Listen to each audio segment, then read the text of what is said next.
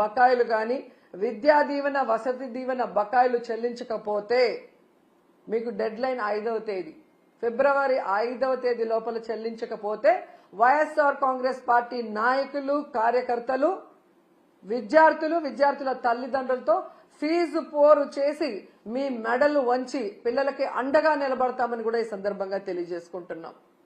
And final గా ఒకటి చెప్పాలనుకుంటున్నా, ఈరోజు ప్రభుత్వానికి ఎలా సంక్షేమాన్ని అందించాలి, ఎలా అభివృద్ధి చేయాలని చేతగాకపోతే జగన్మోహన్ రెడ్డి గారిని తిట్టడమో మాలాంటి వాళ్ళ మీద ట్రోల్స్ చేయటం వల్గర్ గా పోస్టులు పెట్టడమో కాదు, ఎలా పని చేయాలో జగన్ గారి దగ్గర క్లాసులు తీసుకుంటే నేర్పిస్తారు.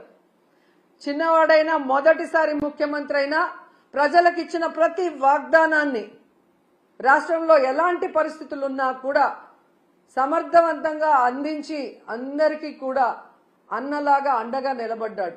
మీలాగా మీ మీద ఎవరో ఒకరి మీద నిందలు మోపి తప్పించుకోవాలన్న ప్రయత్నం చేయలేదు. పవన్ కళ్యాణ్ గారు మీకే చెప్తున్నాను, ఆడవాళ్ళ మీద ట్రోల్స్ చేస్తే ఒప్పుకోనన్నారు. మరి ఆడవాళ్ళు అంటే ఓన్లీ తెలుగుదేశం జనసేనలో ఉన్న ఆడవాళ్ళు మాత్రమేనా?